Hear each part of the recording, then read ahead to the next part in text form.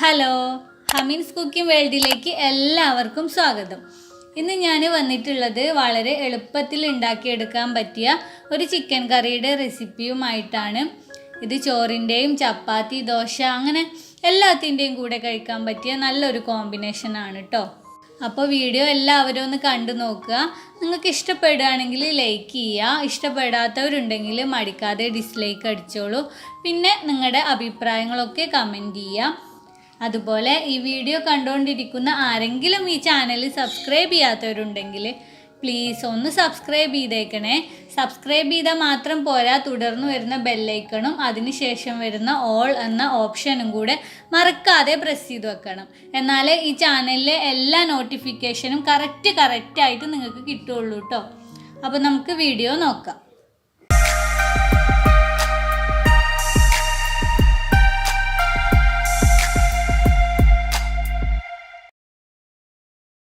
അപ്പോൾ ചിക്കൻ കറി ഉണ്ടാക്കാനായിട്ട് ഞാൻ ഒരു പാൻ വെച്ച് ചൂടാക്കിയിട്ടുണ്ട്. ഇതിലേക്ക് ഒരു 2-3 ടേബിൾ സ്പൂൺ വെളിച്ചെണ്ണയാണ് ഞാനിപ്പോൾ ഉപയോഗിക്കുന്നത്.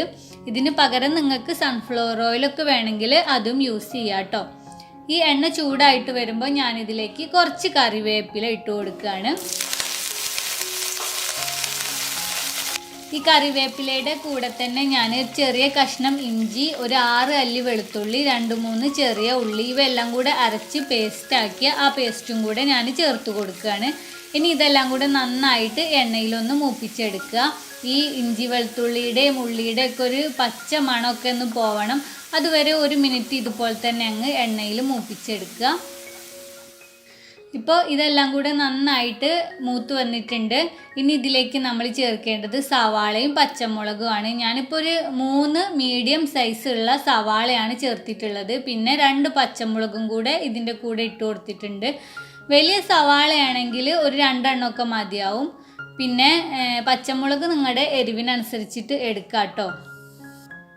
പിന്നെ ഞാനിതിലേക്ക് കുറച്ച് ഉപ്പ് ചേർക്കുകയാണ്. അതെന്തിനാണെന്ന് വെച്ചാൽ സവാള പെട്ടെന്നൊന്ന് വാടി വരാനും വേണ്ടിയിട്ടാണ്. ഇനി ഈ സവാളയെ നല്ല ഗോൾഡൻ കളറാവുന്നത് വരെ വാട്ടിയെടുക്കുക. എന്നാലേ കറിക്ക് നല്ല കളറ് കിട്ടുള്ളൂ കേട്ടോ. ഇതുപോലെ സവാള നല്ല ഗോൾഡൻ കളറാക്കി എടുക്കണം. ഇനി ഇതിലേക്ക് നമ്മൾ മസാലപ്പൊടികളാണ് ചേർക്കേണ്ടത്. ഞാൻ ആദ്യം തന്നെ ഒരു 1/2 ടീസ്പൂണ് മഞ്ഞൾപ്പൊടി ചേർത്തിട്ടുണ്ട്. പിന്നെ ഞാനിതിലേക്ക് 1 table spoon garam masala, 1.5 table സ്പൂണോളം മുളക് പൊടി, 1.5 ടേബിൾ സ്പൂണോളം തന്നെ മല്ലിപ്പൊടി, പിന്നെ ഒരു 1/2 ടേബിൾ സ്പൂണോളം കുരുമുളക് പൊടി. ഇനി ഈ മസാലപ്പൊടികളുടെ ഒരു പച്ച മണമൊന്ന് പോവാനും വേണ്ടിയിട്ട് ലോ ഫ്ലെയിമിലിട്ട് 1 മിനിറ്റ് ഒന്ന് ഇതിനെ മൂപ്പിച്ചെടുക്കുക. അതിനുശേഷം നമുക്കിതിലേക്ക് തക്കാളിയാണ് ചേർക്കേണ്ടത്. തക്കാളി കൂടുതലൊന്നും ആവശ്യമില്ല കേട്ടോ, ജസ്റ്റ് ഒരു തക്കാളി മാത്രം ചേർത്താൽ മതി. തക്കാളിയുടെ കൂടെ തന്നെ നമുക്ക് ചിക്കനും ഇട്ട് കൊടുക്കാം. ഞാനിപ്പോൾ ഒരു 1/4 കിലോയോളം ചിക്കൻ മാത്രമേ എടുത്തിട്ടുള്ളൂ കേട്ടോ. ഇതിലേക്ക് നമുക്ക് ആവശ്യത്തിന് ഉപ്പും കൂടെ ചേർത്തിട്ട് നന്നായിട്ട് ഇളക്കി കൊടുക്കുക. ഇതിലേക്ക് ഇനി നമ്മൾ എക്സ്ട്രാ വെള്ളം ചേർക്കേണ്ട ആവശ്യമില്ല. കാരണം നമ്മുടെ ചിക്കൻ വെന്ത് വരുമ്പോൾ തന്നെ ഇതിൽ നിന്നും ഓട്ടോമാറ്റിക്കായിട്ട് വെള്ളം വരും. അപ്പോൾ വെള്ളം ചേർക്കാതെ ഉണ്ടാക്കുകയാണ് നല്ലൊരു ടേസ്റ്റ് ഉണ്ടാവുക കേട്ടോ. ഇങ്ങനെ ഈ ചിക്കനെ മസാലയായിട്ട് നന്നായിട്ടൊന്ന് മിക്സ് ചെയ്ത് കൊടുത്തതിന് ശേഷം ഇതിനെ അടച്ചു വെക്കുക. എന്നിട്ടൊരു ലോ ഫ്ലെയിമിലിട്ട് 10 മിനിറ്റ് ഒന്ന് അടച്ചു വെക്കുക.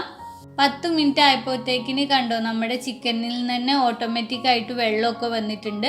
ഇനി ഇതിനൊന്നും കൂടെ ഇളക്കി കൊടുത്തിട്ട് വീണ്ടും ഒരു 5 മിനിറ്റ് അടച്ചു വെച്ചിട്ട് കുക്ക് ചെയ്യാം. ഇപ്പോൾ 5 മിനിറ്റ് കഴിഞ്ഞിട്ടുണ്ട്.